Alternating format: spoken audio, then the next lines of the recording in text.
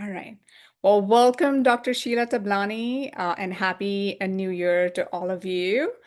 Dr. Sheila Tablani is an associate teaching professor of mathematics at Rutgers University, New Brunswick, with over 25 years of experience as a K through 16 educator.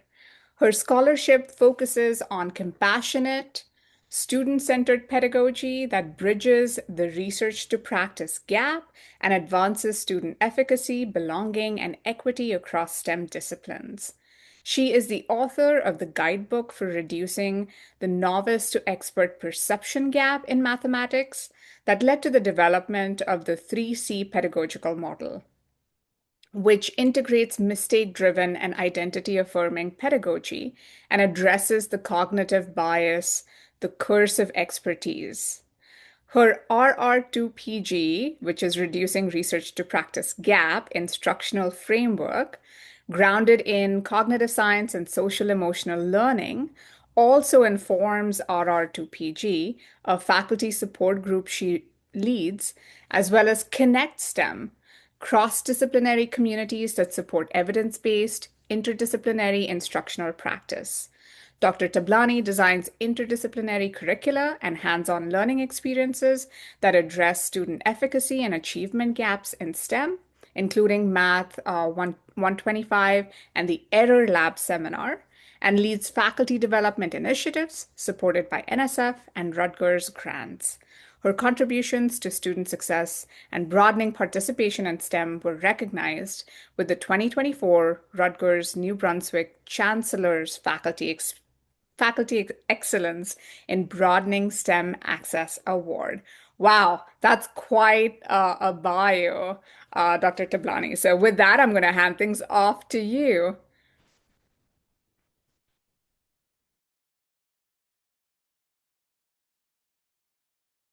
Hello, everyone. Thank you for being here on a Friday afternoon. And thank you for the organizers for having me here. I would like to acknowledge that I'm not an expert in biology. In fact, I don't know much about biology. However, as a colleague, I'm here to share with you what I developed over the years in my content of expertise, mathematics. And I'm hoping that as a takeaway, you can take what you are going to hear, what you are going to see during this presentation and implement it in your own teaching spaces. So thanks for having me. And I noticed that there are so many first timers. I'm a first timer, so we are all in this together. If you can please give me a second. This window, yes. Okay. So now Yeah, I'm gonna and start my yeah, you can, yeah, I was gonna say hit PowerPoint view, like the presentation view. There we go. we are good. Great. Okay, thank you. The title of my talk is From Perception Gaps to Empowered Learners, Research-Driven Strategies for Transforming STEM Classrooms. First of all, I would like to start with something. This is how I started my first day of classes yesterday and Tuesday. My classes are, I'm teaching every day except Wednesdays at Rutgers, New Brunswick in New Jersey. And there is a story behind this, why I'm sharing this world map with you. During summer, I was teaching Calc 2 on Livingston campus as a faculty. And rest of my family, which you are gonna see the pictures of my family, by the way, because I wanna share with you what I actually share with my students in my classes. My older son had his birthday in June, and he wanted to go to a Kendrick Lamar concert as a birthday gift. And my husband, who sacrificed himself as a parent, and they drove all the way to Maryland. It was a 4 or 5 hours of drive because Kendrick Lamar was leaving US to go to the world tour in Europe, I think. He was gonna continue his world tour. So they share something beautiful that I had to steal it from DJ Mustard, who introduced Kendrick Lamar. And after a long wait for this beautiful concert, DJ Mustard said, you could be anywhere in the world and you chose to be here. So now I wanna say that to you because on a Friday afternoon, you could be anywhere in the whole world, right? And I'm for one who loves to travel, but we chose to be here. So this is an intention. This is an active decision. So thank you for being here. And this is something I also share with my students because although I'm taking attendance in my calculus and I will start teaching pre-calc courses, they may choose not to be there. However, especially for an early morning 8:30 a.m. class, I see a full house. I'm like, wow, thank you for being here. And I'm also intentionally connecting it to Kendrick Lamar and DJ Mustard and going to a concert. And some of the things that I mentioned just yesterday to my students that I would like to share with you is, as my long-term goal, maybe one of these days, we can start our classes as if students are going to a concert, the same type of joy and happiness and the community, the cheerfulness, I hope one of these days. And I intentionally put the two words together, joy and calculus. And then I remind students, I don't hear those two words in the same sentence much, but that's what my intention is. So whatever the joy I have in my discipline, and this is something I love, mathematics. I hope that I can share some of this passion with you. And again, in the rest of this presentation, I will share the exact slides that I share on my first day of classes with my students. So I hope that we continue to make intentional efforts to share the passion we have with our disciplines to the students. Besides the curriculum, the content, the cumulative final, everything, there is a reason why educators, why people in higher education, right? We went through all this graduate school and everything, but there is a reason why we chose our path. So I think it is really important to share our passion and also our struggles. This is the abstract of my talk. I'm assuming that everyone already read it, and that's why I'm hoping you chose to be here. But as you can see, this is a whole paragraph. There's a lot going on. And what I noticed, even on the website, there are two paragraphs. It's my fault. I sent so much information, but what I did, and this is part of this overwhelming, and especially in mathematics, several students feel overwhelmed with the subject because if we don't break it down, we are overwhelming them, or there is a cognitive overload and they may feel like giving up. So instead of reading this or asking you to read it again, I just have some takeaways, key points from this abstract. So today we are going to talk about and identify, recognize novice to expert perception gap, the 3C pedagogical framework, compassionate connected community through cognitive apprenticeship, and what leads to the pedagogical framework and the guidebook is fellowship I completed in 2024 at Rutgers, New Brunswick, at the Tyler Clementi Center for Bias Prevention, where the participants were asked to identify a gap in something that they are passionate about. And the gap I noticed is the novice to expert perception gap. So based on this, I developed the framework. We have student voice in this fellowship because they are at the center of this learning and teaching experience. And the key takeaways after a literature review, I developed this guidebook, which I will be sharing a QR code with you as a part of this presentation. So these are the, again, takeaways, a practical framework. So I'm not just preaching about this. This is something I actually do on a daily basis. And again, I want to acknowledge I'm not a biology expert. And although I can say I'm an expert in mathematics, my expertise goes to the introductory math courses. Um, and I hear the debate about, okay, if you are so compassionate, it means that you are lowering the standards and you are watering down the content. And I haven't seen that happen.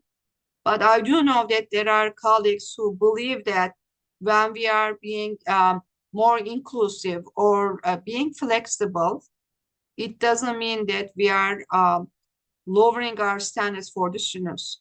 And this is something we can explicitly label it as, yes, this course is a demanding course. However, you have the resources and the tools to succeed.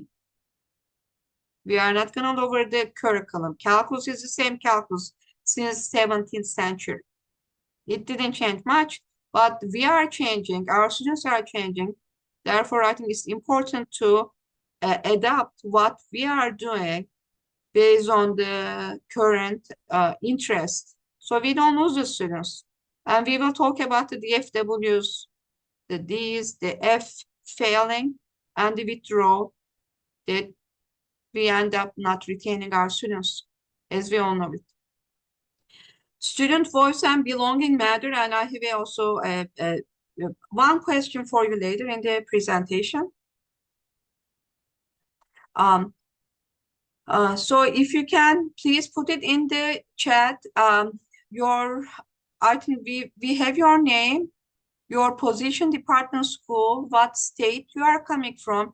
If you remember all the way in the beginning, I asked you about the world. You could have been anywhere in the world. I would like to see, we want to see that where you are joining us from. So if you are comfortable, I invite you to please put it in the chat, your position, your department, school, and state. And I want to start first, and I invite everyone to put it in the chat.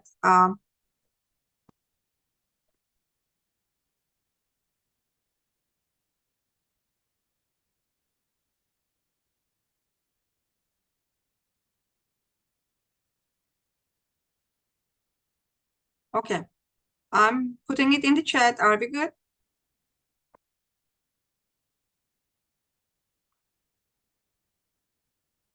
Yes, thank you. And please feel free to unmute yourself.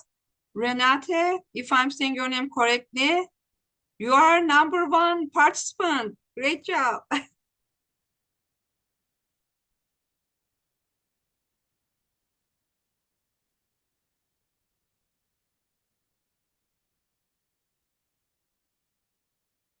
So I see Georgia, North Carolina, Ohio, California, Utah,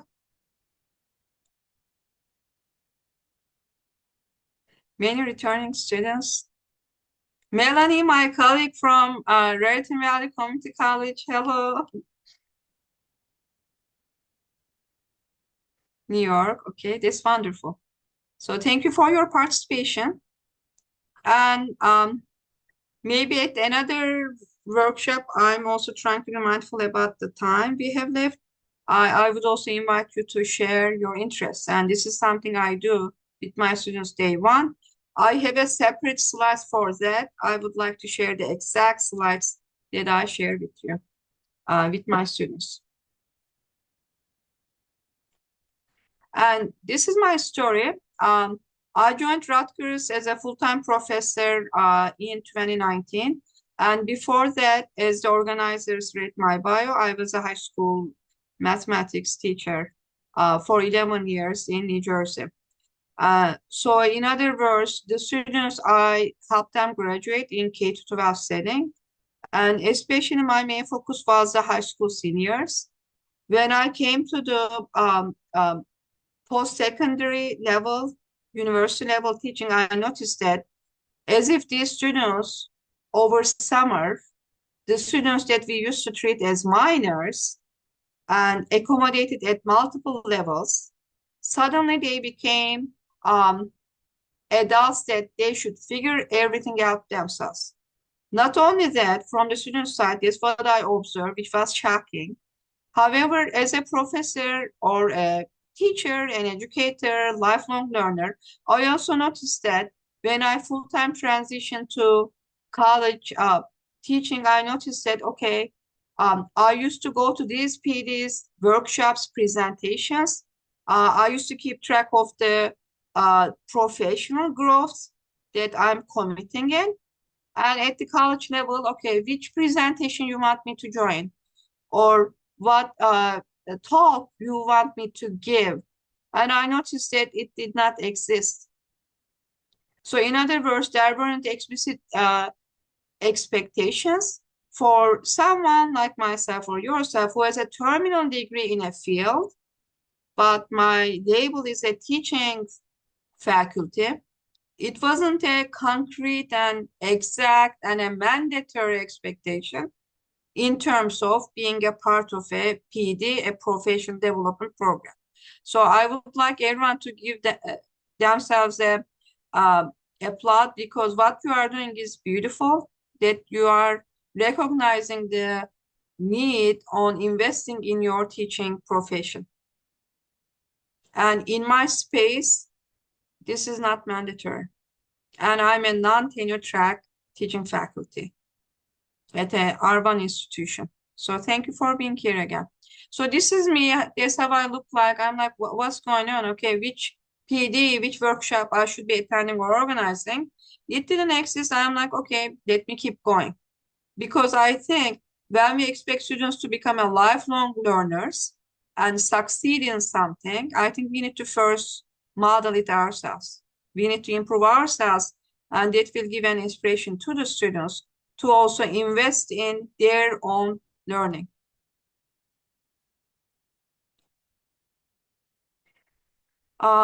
Another why, again, this is through the Rutgers Fellowship, Research to Practice Fellowship. I also noticed that, okay, especially in mathematics, again, I'm not an expert in biology, but I'm assuming, this is an assumption that I might be wrong, it is more relatable to nature and the things that are tangible, comparing to some equation that we don't see up in the air, right? So I'm assuming the students may relate better, and correct me if I'm wrong after the talk, when it comes to biology versus in this abstract discipline that we call mathematics, it might be harder for students to have that connection with the discipline. And also, there is in educational psychology, and especially in national academies of science and engineering and medicine, NASEM, they have beautiful books, and one of the books that I refer in my talk and in my professional development is the How People Learn.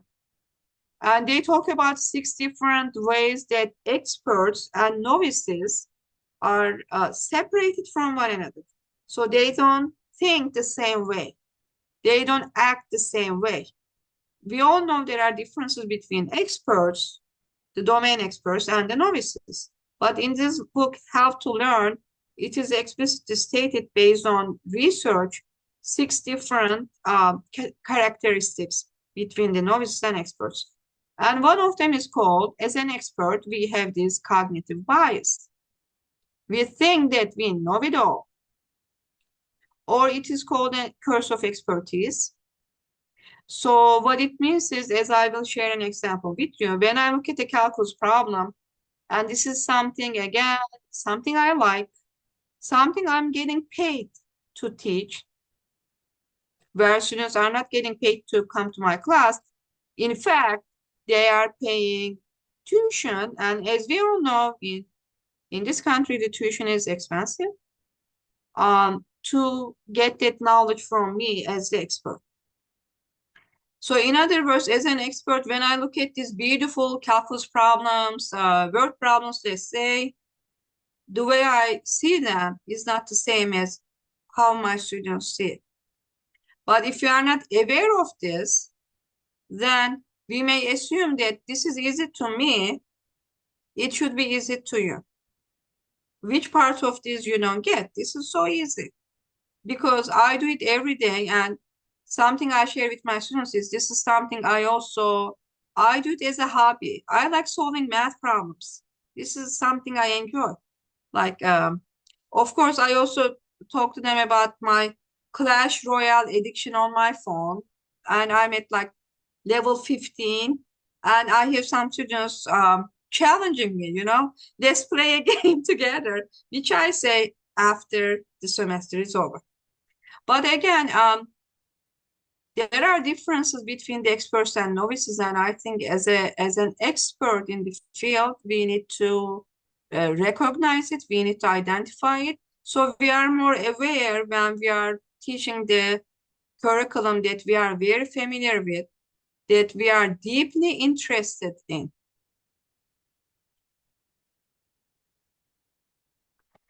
Okay, so I want to ask now, what do you think is the surprise ingredient to STEM success? If you can, please put it in the chat. I suggest you use one word, maybe, like in one word, can you describe what could be the surprise ingredient to STEM success? Curiosity, wow, okay, belonging, systems thinking, persistence, right? Not giving up, resilience, grit, interest.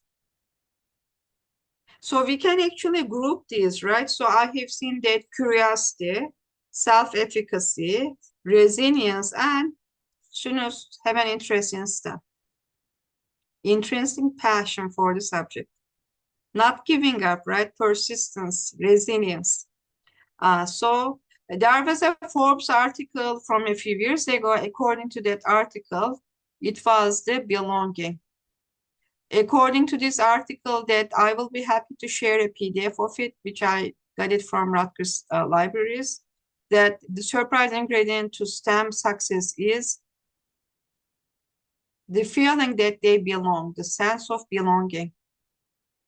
Because again, if someone believes they do not belong in that space, everything that you mentioned, such as they are not going to persist, they are not going to get curious, they may not show self-efficacy. And by the way, if they know what self-efficacy and its characteristics are, and they may not succeed. So I think the first thing, wow, okay, Carlos, thank you so much. Thanks for the link. And good luck accessing it. I really spent quite some time through the libraries. If you are a member, yes, please share. And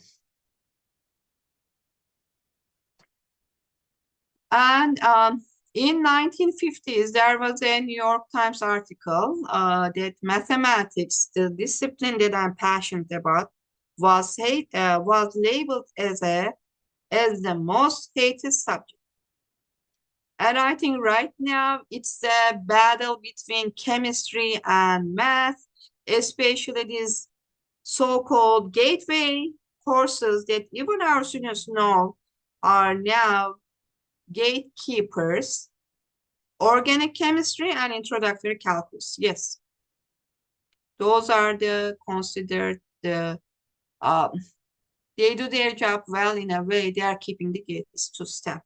So I wrote an op-ed at Inside Higher Education that it wasn't just 1950s, many years ago, but how we can become more aware of the subject that we are so passionate about has been the most hated subject for all these years. 75, 76 years, right? Yeah. So to complete my fellowship at Rutgers, I did some research. The research doesn't mean I went into a clinical trial or went to a lab, but the research I did a basic search. I searched Google. What are the identities of math university professors? And as you notice, now I'm looking around, I'm assuming you see the same screen I'm looking at. I don't see myself here. As a woman, I don't see myself here. Again, I would like to acknowledge that in biology, things might be different. However, in mathematics, when we are asking about the identities of math university professors, this is what we see. I have a second slide, which I did a search about confused university math student. And you may guess that I was able to see many people like me, not some other people. So now, again, I'm going to ask you to interact in the chat. I would like to share some statistics with you, but the one that I'm asking you, which I highlighted here, National DFW incomplete, DF withdraw incomplete rates in introductory calculus courses are around, okay, Greg said it first, 40%. Is it 40%?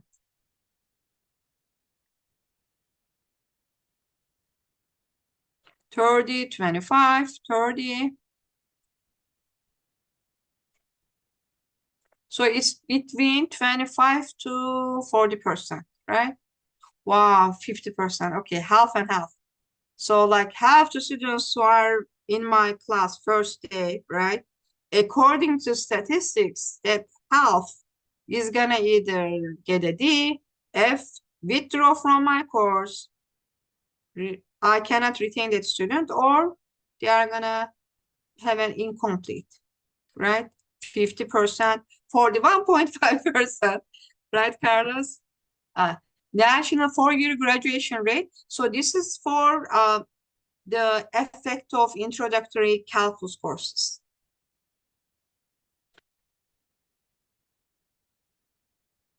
So according to this reference, it's about 34%. When I look at other references, it's between either 30 to 40%. So our guesses were right. So what does that 30% mean? Approximately, when I group the students in threes, I know for a fact one out of that group of three is gonna not make it. And there have been times that I explicitly share this data with the students because they don't know it. But it doesn't mean it's gonna backfire. I think there is the importance of being transparent, how everyone is doing, but it doesn't mean that you are gonna be the one out of three who is not gonna make it.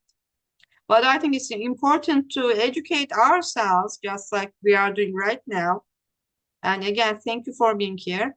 And our students about how this STEM spaces are going or not going, or what are the obstacles. If they don't know, they cannot act on it. They cannot try to find a solution for these issues that also affect them. I think in the article, the op-ed I wrote for the Inside Higher Ed, I labeled it as the elephant in the room effect. And I really wanted to put a giant elephant in one of these slides because that's the elephant in the room. We don't see it, but it's right there.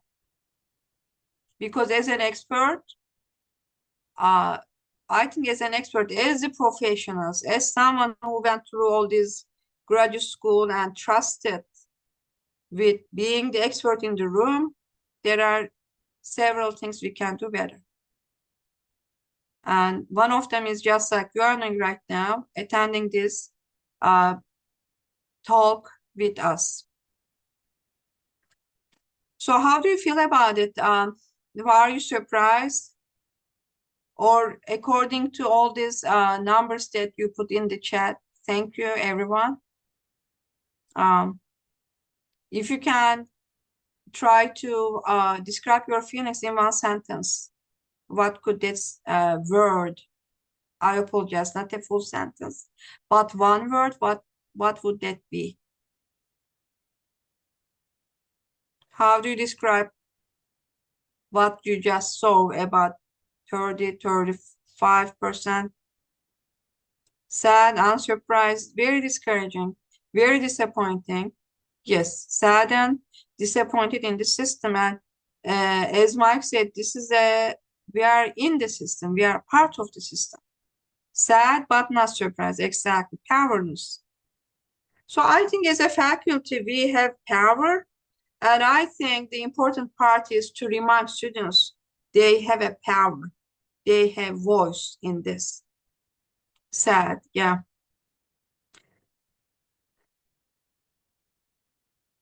So I designed a course, and this course is an interdisciplinary course. It's called Math 125.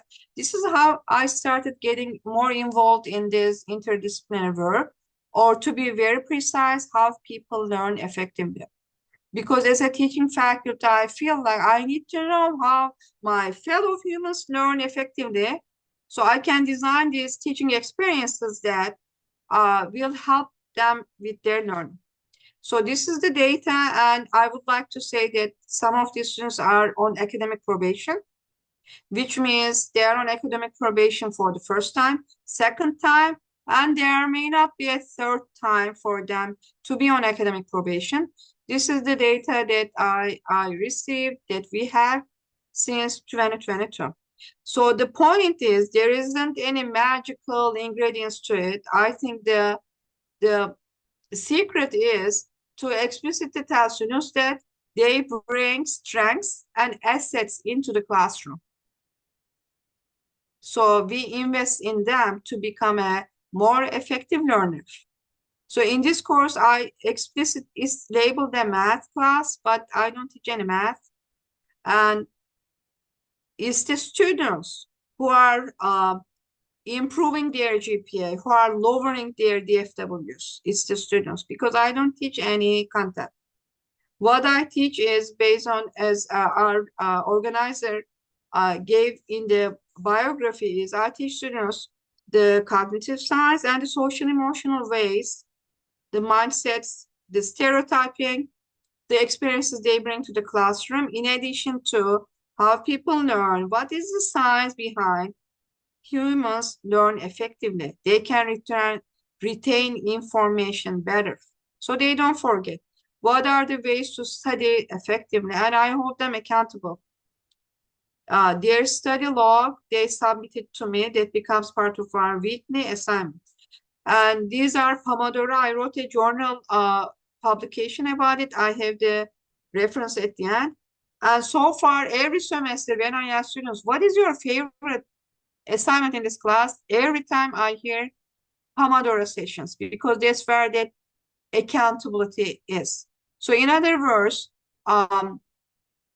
this is something I explicitly share with my students. I have all my life, I struggle with my weight. I'm an obese person. And I explicitly say that I had never, ever, a student came back to me and say, you were obese. I mean, these are people, and they have assets, they have deficiencies, they have things that they are also worried about. But my lifelong struggle is, if I don't have a trainer, if I don't hold myself accountable to another person, then I'm not going to be progressing that much. And that's something I think as a learner, they don't want to be procrastinators. By the way, that's the number one thing, according to student surveys, that prevents them from succeeding in a math class. Or we can generalize it in their academics. So students are aware of the issues that they are facing, and I think they just need guidance. These numbers are not my numbers. These are coming from the students. Me not teaching any mathematics. I don't teach pre-calc. I don't teach calculus. I teach students how to approach those core courses. These are core courses. They are improving their understanding and degrees in. So these are students. So we should celebrate our students.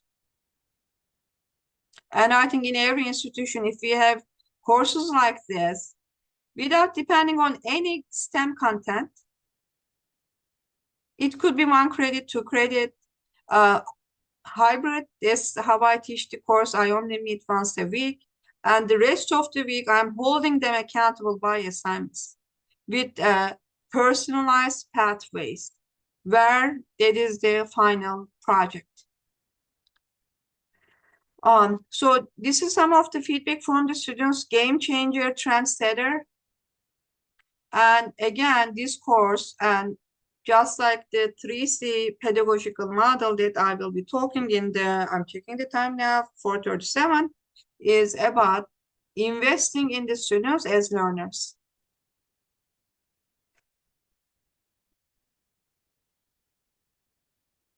Okay, before I start the 3C pedagogical model, I would like it as interactive as possible. This is the part where I'm going to ask you to put one muddy question. What is the muddy point? What is one thing that maybe we can do a follow-up, that maybe I can explain it clearly better? Is there something that you want to put in the chat? I don't know if you prefer, if you want to send that message directly to the organizers or myself, if you are comfortable, or if you don't mind, if you can please give me a thumbs up, like I'm giving you a thumbs up. Thank you, Liz. Yeah. Javier, I see it. Great, thank you. How do you teach students to be better at math? Exactly. That's the thing. So honestly, Talitha, I think we have so many reforms, so many different strategies and investment in reinventing the calculus curriculum. We have so many of those. I mean, I looked it up. Since 17th century, I think calculus didn't change. So I think, in my humble and professional opinion, um, if we give the students the tools like the RR2PJ instructional framework that our organizer mentioned, or the 3C pedagogical model, and give them these tools, this is how you study effectively. This is where you have this imposter syndrome sets up. This is what you have to do, kind of guidance and advice. They know what to do. I believe in that. I mean, you have seen the numbers. They know what to do. So honestly, yes, I teach calculus on the side in addition to this course, but the core courses I'm teaching is separate than this one at 25. It's a support course in a way. So I hope it answers your question a little bit. How do you incorporate these strategies during your class without having an extra support class? Actually, Brenda, this is okay. I do a little bit of it. I still try to incorporate every class time. We do lots of retrieval practice, and I explicitly share this strategy. Yes, Gita, this is a separate course, 125, only about how to become a more effective learner. I'm also teaching pre-calculus and calculus, and whatever the assignment I receive from my department in terms of introductory math courses. And in these courses, as I mentioned, the retrieval practice, for example. So maybe we can do a small retrieval practice, which means, okay, I have one. So where I'm originally from, as you can hear, I have an accent.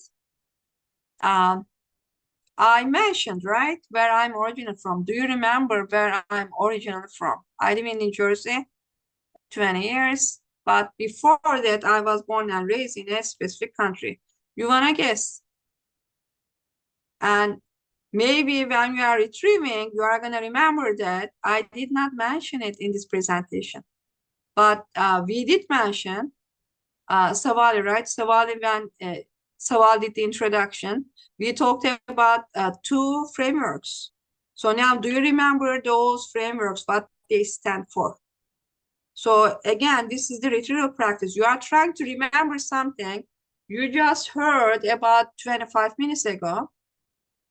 And if you don't remember it accurately, then you are giving yourself a feedback about, okay, I don't remember that. So maybe I didn't actually learn it.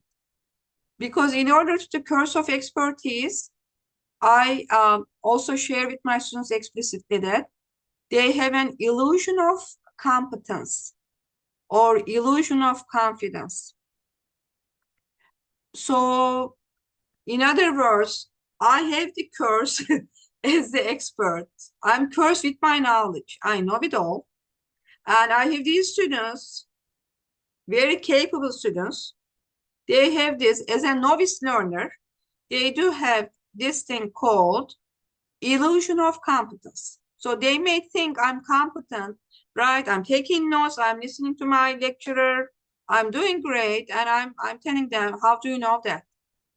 Just because you perceive as if you are competent in it, then you need to go and test yourself. And we also talk about in mathematics, which is a demanding subject. Math is demanding.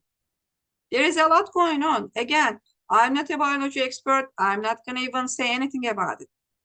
But mathematics is very demanding. Like there are memes about, you blink your eyes and professor is on the 53rd step kind of a thing. I mean, it is that much demanding. So, but when we share with the students, you have this illusion of competence, you have to retrieve it. The point of retrieving it is just because you start forgetting something, you start the neural pathways in the brain, you have to you need to have the synapses fire. Otherwise, those pathways over time, they are going to get pruned, you are going to lose the information, you are going to forget about it. But when we revisit it, those pathways are getting stronger. So in other words, it's not just a surface level of understanding, but a deep understanding in the conceptual mastery and the procedural mastery. And these are the things in my core classes. I take the time to explain it day 1, day 2, day 3 until the last day. And it takes 5 minutes. I'm not behind in my curriculum, and I think there's another whole conversation. When we talk about this, we are not wasting anyone's time.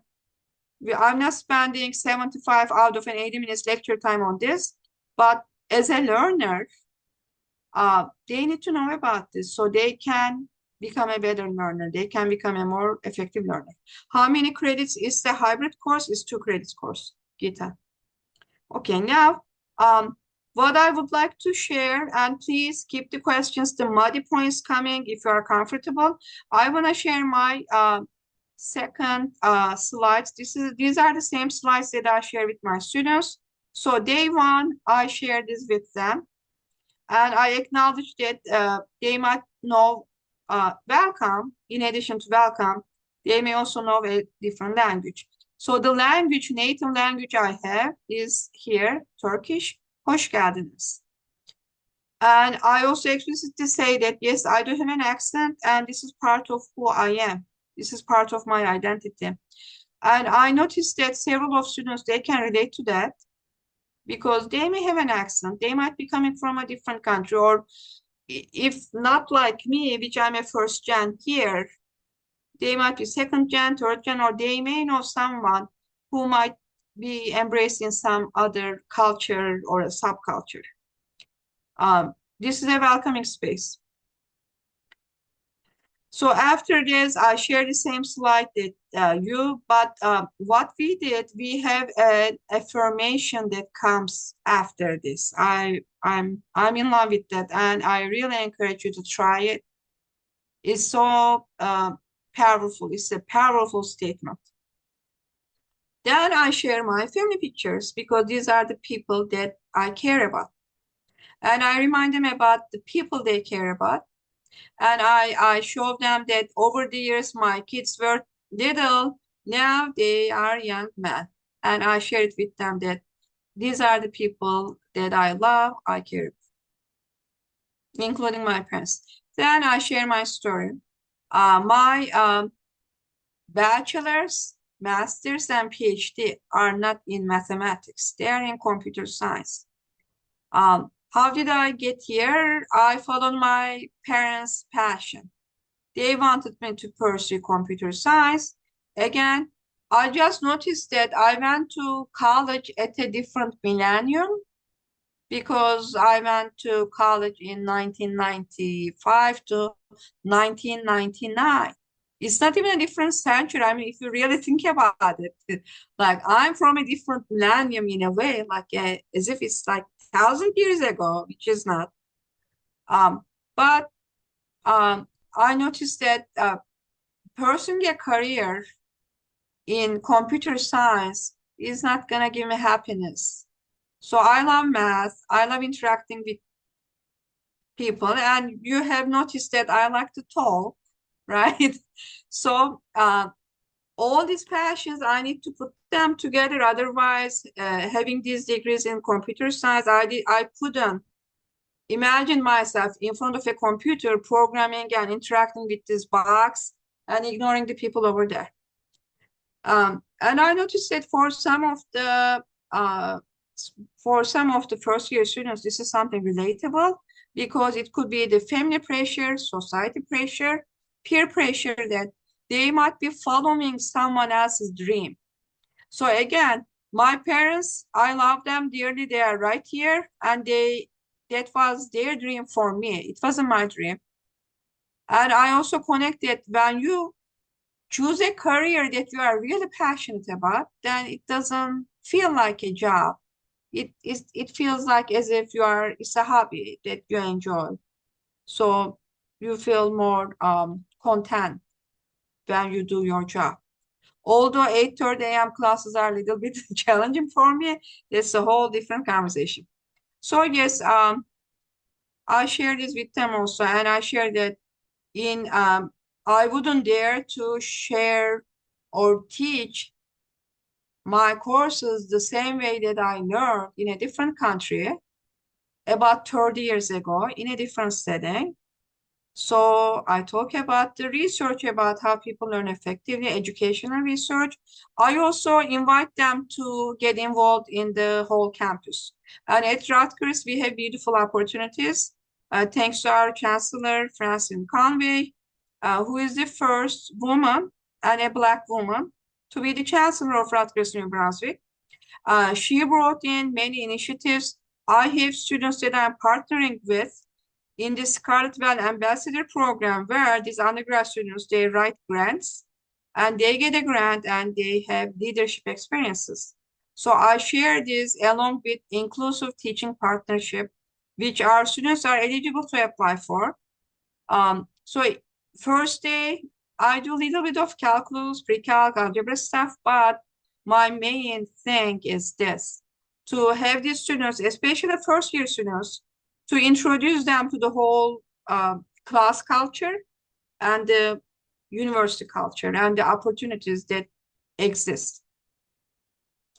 And I give them a survey. Actually, I want to put the survey in the chat. I'm trying to be mindful about yes, I definitely want to share this link with you. So this is for you. Just take a look at it, please. If you want to take the survey, it's up to you. But the reason I'm sharing it with you, you can just have a look at it in terms of like a sample. And I'll be happy to share it after the presentation. Basically, I'm asking students their why. Why are you in this class? Why are you at my institution? Why are you at Rutgers? And what is your why after college? Because it's not graduating from here is can see the survey. Can someone see it or no? Can someone give a thumbs up? Yeah. Okay. So Brenda, I put the chat in the I don't know if you are using a phone, but my students use phone or laptop. It doesn't matter. Maybe a different browser. I don't know, but we can see the survey, right? Am I correct? Is survey visible? You can ignore it. No, Brenda, you don't need to create an account. Have to click a film. No, I can't enter name. Yes, Mike, thank you. So after this, I give them a survey, and now I'm going to analyze the survey results and share their why and their strengths with them. And I also share this. This is the comfort zone. Do you feel so comfortable? Then you're in the comfort zone, which means you are not in the learning zone. Here, I also share connect it with mathematics because sometimes I see students getting bored because they keep doing the same problem over and over again because it gives them confidence. The same problem, different numbers. I'm gonna look at this specific problem type, and I'm ignoring everything else. And then what happens is, and in mathematics, in a discipline that is very demanding, then we have students saying, okay, I'm so good at this, I'm gonna keep doing it, but these more demanding topics or problem types, I'm not gonna do it. So I share this with them. I link it to the survey and their higher purpose, their goals, and how they vision their future. How is this course connected to them getting admitted to Rutgers Business School, for example? Or if they're in life science track, how is it related to their long-term goals, that connection? And now I'm gonna share my favorite part. Thank you. I'm glad you were able to take it. Active learning strategies, and this is my favorite part. Okay, so I asked students, and imagine this is a large lecture hall, 100 students, or a small classroom with only 10 students. I asked them, what is your goal? If your goal is to learn, grow, and I apologize, I shouldn't put anything about high scores. Yes, I don't want students to focus on the product. I want them to focus on the process and to improve your understanding, to learn at a deep level. I invite them to rise up. And as you notice, I'm a shorter person, and I see that all these students, they are getting up, and in a class of 80, 90, it doesn't matter what the class sizes, they all get up. Nobody sits down. They all want to succeed. And from there, I ask them, look around, what do you see? Do you see 100% participation in this? Yes, you do. Why? Because everyone wants to succeed in this class. Nobody comes to a class with the intention to fail. Nobody. Forget about those stats, 33%, 40%. Nobody has an intention to fail a class. But somehow they fail, which is a different story. However, day one, I want to give them that higher purpose, that community setting. You may all look different, but you have at least one common goal. What is that goal? You all want to succeed in this class. So these, your peers, are your community. We are here to help each other. And we do group work also. Then I ask them to please, you may be seated. And they do sit. They do stand up. So they affirm, they say that, yes, I want to succeed. This is my goal. And that is very powerful. I truly, if one takeaway from this talk, please take this away. And maybe doing it before your final exam or second day of classes, or if you haven't started first day of classes.